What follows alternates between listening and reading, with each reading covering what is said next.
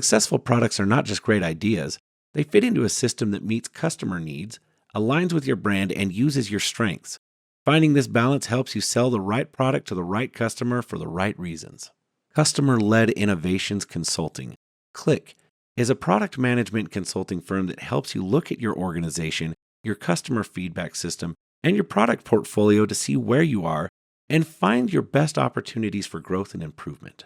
Visit Customer-Led Innovations, all one word.com. That's customerledinnovations.com or connect on LinkedIn. Hello, Ken. How are you today? I'm doing well, thank you. How are you? I'm good. So, yeah, I appreciate you reaching out. But I wish it were under different circumstances. Well, that's okay. Yeah, Things happen. yeah. Things So happen. tell me a little bit. But what have you been doing over the last little bit? What kind of work are you looking for? And just catch me up Well, a little bit. I've been an employee benefit consultant for 35 years. One of the things I'm most proud of is setting up bonus structures for employees, for employers that help employees reduce the cost of their benefits, and it helps maintain the employees. One of my clients, I've reduced their turnover from 300% down to 10%, effectively increasing their bottom line by 10%, just putting together what's called a vested bonus structure. Okay. But I've actually been able to reduce the costs of employee benefits for companies by 33% on average, and without reducing their benefits at all. So, Oh, that's awesome. Yeah. I've So, been self-employed for a long time. My last position, I took a job as the office manager at a financial planning firm. They had $50 million in assets under management. I was pretty much in charge of everything in the office, okay. from cleaning bottles to helping clients with their withdrawals, deposits, budget with the office, everything other than helping the clients with their actual investment strategies. I took care of with the office. Okay. Okay. And So the you've business done. owner, was diagnosed with cancer, and he passed about a month ago. Oh, that's too bad. Mm-hmm. Okay. So you've done a lot of self-employment consulting of businesses to help save benefits. So Right. cut costs in the benefits that employees receive and companies pay out. And you've Correct. done office management, asset management, stuff like that, right? Mm-hmm. Okay. So I'm fully what? licensed. I have my Series 7, my SIE, and all my insurance licenses. Okay. Well, that's good to know. So what other qualifications, education skills that would you like to highlight? Um, I guess what I'd like to say is owners ask me business owners tell me what they want to accomplish, and I make it happen. Okay.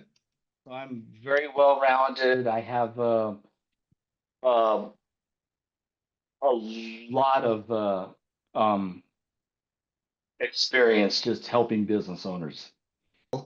That fits what you're looking for most right now. What are some job titles, just so any employers that might be watching this, what are the job titles that you're most interested in? And I think, how would you help them?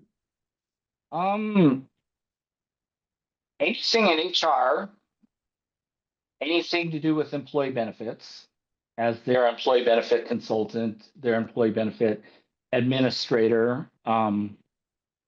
If they wanted to get more detailed, I'm familiar with every single pension plan out there. So if they needed somebody to administer their pension plan, I'd be able to do that. Okay. Section 125 plans, any type of bonus structures if employers are interested in setting up any type of specialized bonus structures for their employees to help reduce turnover. Okay. I guess that would be my specialty is I'd like to help an employer reduce their turnover. How would you do that? What are some strategies that you've used in the past, and how would you look at a company? You step in day one and you don't know much. Maybe, hopefully you've done some research and you know about the company that way, but day Right. one, what are you looking at as far as how to help reduce the turnover, reduce the benefits, the costs and stuff like that in a company?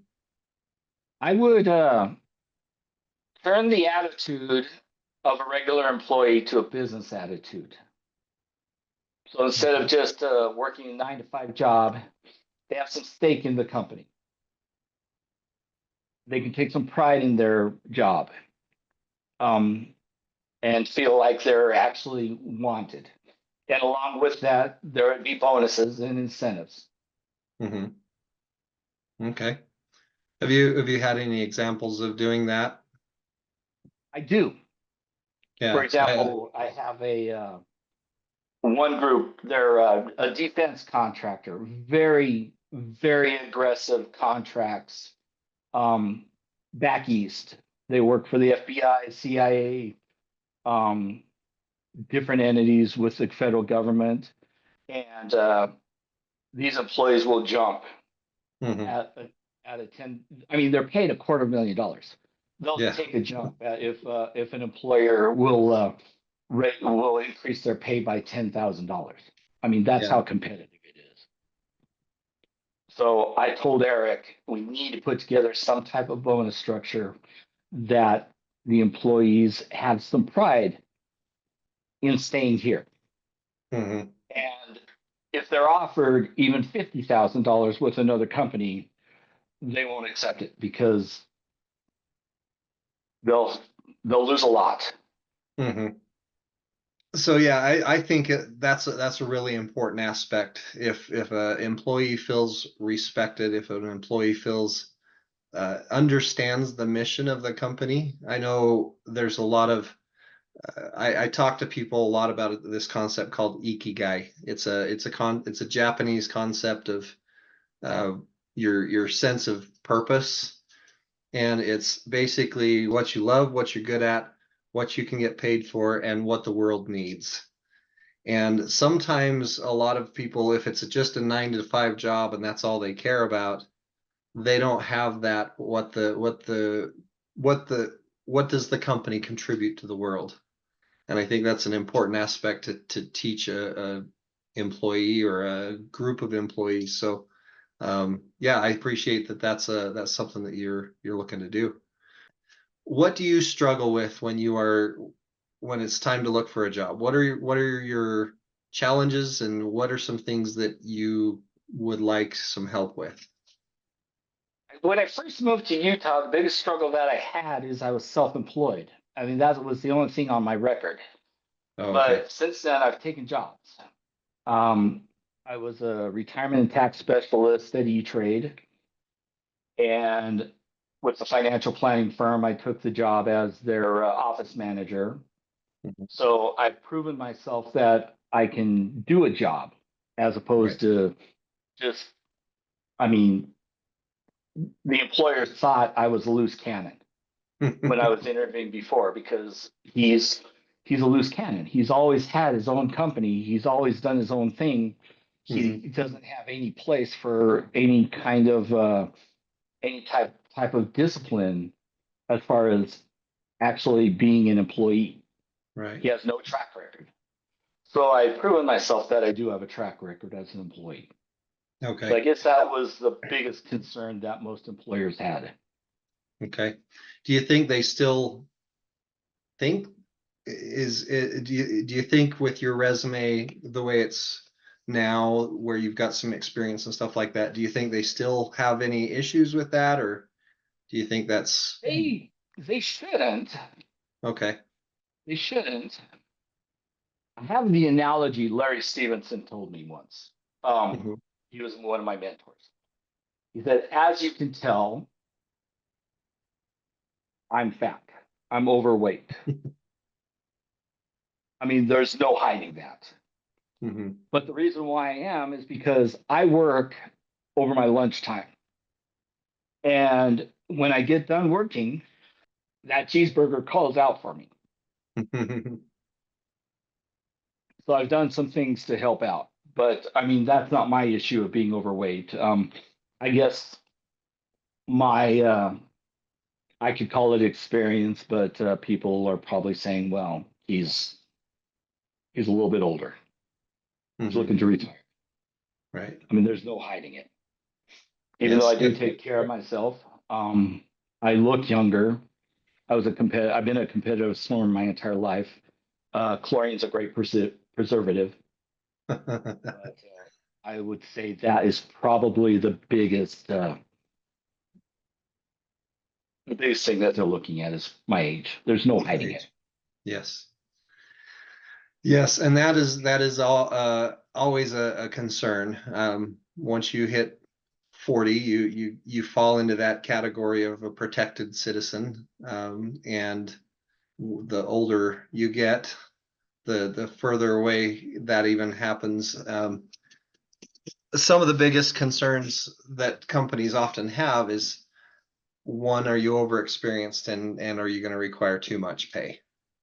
So that's usually some of the challenge that they have there. The third one is a lot of the times they're concerned about the technology issue. Do you understand technology? And so being able to, and I know you've worked with some amazing mentors. You mentioned Larry Stevenson. He's a very well known mentor here in Utah, with regards to resume and coaching and all of these different things. And so I'm pretty sure you probably have some pretty good coaching on how to handle that in an interview, how to handle that on a resume. Um, but I think one of the biggest things that I would recommend is get out, find ways to create value. Your self-employment, your entrepreneurship talent is something to delve into when you're, even if you're trying to apply for companies. Find ways to contribute to a company even before they hire you. Do you have companies that you're interested in working for right now? Do you have anything in mind? And maybe you can even I mention them so that if they see this, maybe they'll they'll be like, "Oh yeah, you come work for me." My assistant at my last position, she said I would be a very, very good candidate for at a bank. Banks would love me. Okay, at a bank. Yeah, banks would love me. They said I would be a great asset for a bank. Okay. She, I mean, pretty much it's been mentioned several times. Um, Okay. Well, and you do have the financial experience, you've got the HR experience, you've got the asset management experience. There's a lot of different things that I think that really makes a lot of sense and resonates. I So, mean, I've never been a teller. mhm. If that's where I need to start, hey, more to it. I mean, I wouldn't mind being a teller. Right. Um, I've interviewed with a couple of banks, Okay. and they're like, he wouldn't be interested in starting off as a teller, so we're not even going to offer him a position. Right. And I think there is value in finding maybe an opportunity to be uh, a teller, because that's sticking your foot in the door. But I do also think that because of your experience, finding something that's more within the asset management arena within a bank, I think that's definitely something within your wheelhouse, and it's definitely something that I think is within reach for you. So I think How involved are you on your LinkedIn? Do you still use your LinkedIn a lot? I do. Um, I do. okay, okay. And do you connect with people, even if they're not somebody you know? Are you reaching out to potential employers to talk with them about their business or their company or anything like Um, that? not so much, not so much that. Um, Okay, I guess I would use it more like a social media. okay. So maybe something that I will advise you on is one of the things that I do and have done in the past a lot with LinkedIn is if there's a company that I'm interested in working with or connecting with or something like that, I first of all find the people on LinkedIn, find out Right. who the people I should know are on LinkedIn, and I will reach out. I'll send them a personalized connection and just say, you know what, I've heard so much about your company and the way that you treat your employees and the way that you are that you're growing. I see that you're growing. I it's amazing the growth that I've seen and the press that you've gotten. So I'd like to connect and I'd like to have an opportunity to discuss, just get some information about your company. So do that in your personal connection request. And Okay. then when they connect, then you could probably ask them for a informational interview. And I'm sure, I know Larry used to talk about informational interviews, and I'm sure Oh, you've yes. probably done those and Oh, stuff yes. like that. So, but just finding, first of all, the companies that you're interested in working for, connecting with the people that are there, and taking opportunity to just have a good open conversation. Um, you're not necessarily reaching out to say, hey, I applied for a job and I want to work for you. It's more of I'm interested in this industry. You could say, I have a lot of financial background, I have a lot of asset management background, and people have said that working for a bank would be a good idea. I want to interview bank professionals to gain some experience and understand if that really is if that really is a good next step for me. So that's something that I'd encourage you to do is just start reaching out to people that you're interested in connecting with.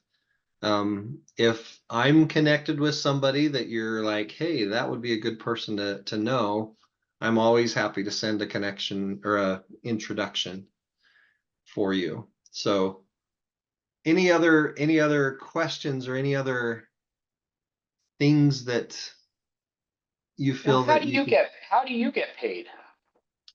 How do I get paid? Well, I do have a full-time job, and so I work for Utah State University Extension, and I teach a remote work certification class. So it's a Okay. class that teaches you how to succeed in working from home. Uh, we do help people with their job search through that program as well.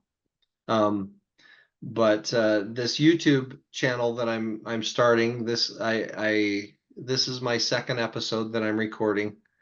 And so my goal with this is one, to help job seekers. I want to reach out and find job seekers who want to just interview and ask questions, and maybe I can give them some advice and some coaching, and this opens the door for that coaching. Um, my pay structure for this business that I'm looking to build is that I will have additional coaching above and beyond this little 30-minute interview. Um, that people could purchase, or I could get involved with. But I'm also an author, and I would like to start doing some public speaking, some Okay. opportunities to go to conferences and talk to people and tell them, teach them about networking and teach them how to get jobs and different things like that. So anyway, I think I worked with you quite a bit when I was with the Department of Workforce Services, and I don't know if I ever told you how I got that job. But let me share that with you because that might be helpful in your process of finding a good company and getting your leg in the door.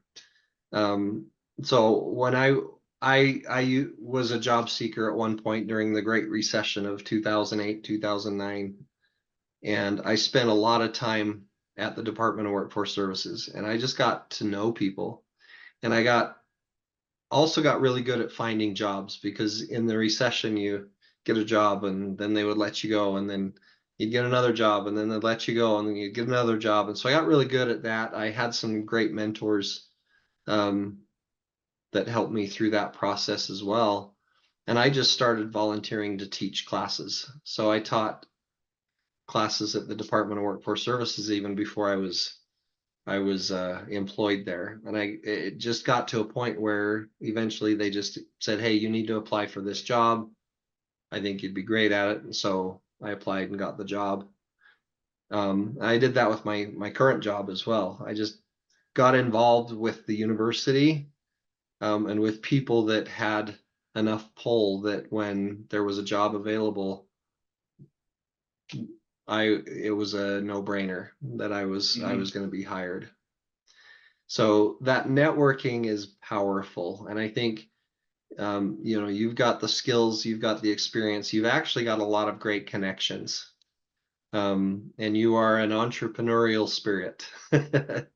And with that entrepreneurial spirit, I think your ability to connect with people and your ability to find ways to contribute to another business, even if you're not going to get paid for it, I think that will help you in the process of sticking your leg in a door to find a good job. So I think that's probably something that I would like to share. And and the whole time I've known you as a thinker. You are a ideator.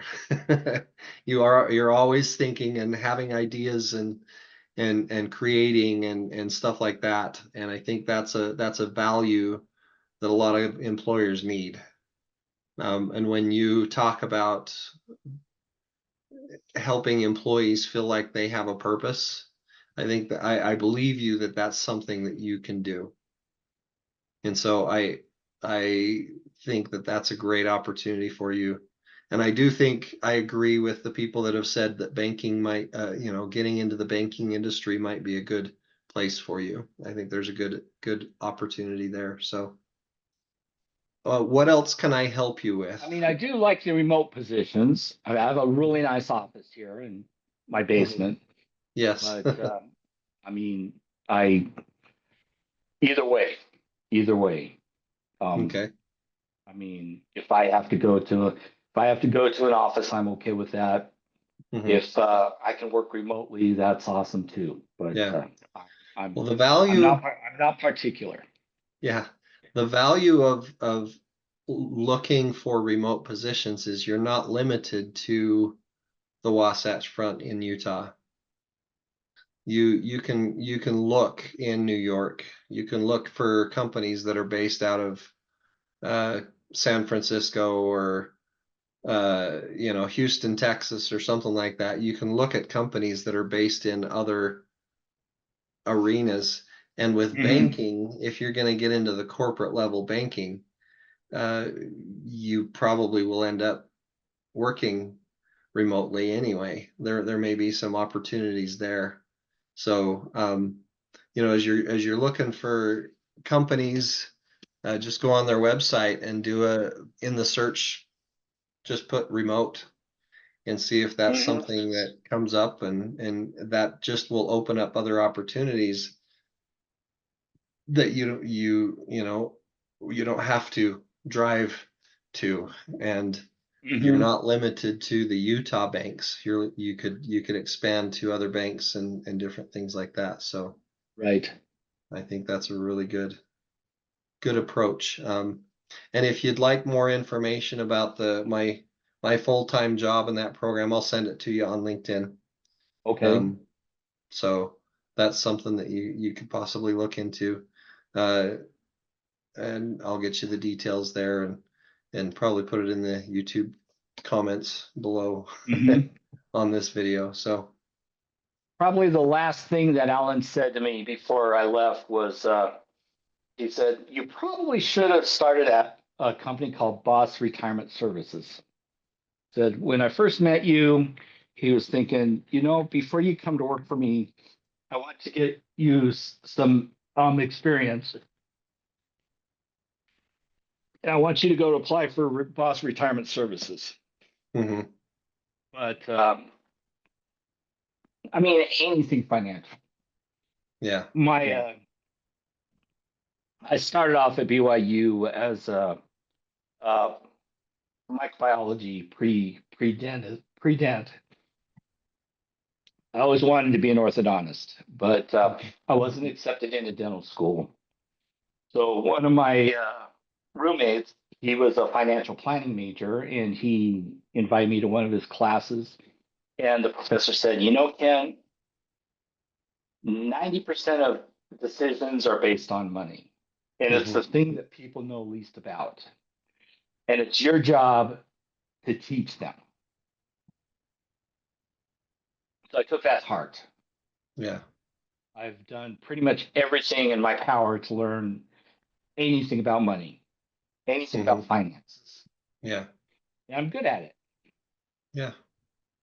Well, that's good. It's a kind Yeah. of it's a tough gig. I mean, but I enjoy it. Give us your 1-minute sales pitch, or 30-second sales pitch that just summarizes everything. And we can jump on another call here in a minute to finish our conversation, Okay. but give me that 30-second pitch right now. I've been an employee benefit consultant for a long time. I've helped companies reduce the cost of their employee benefits by 30%, effectively increasing their bottom line by 10%.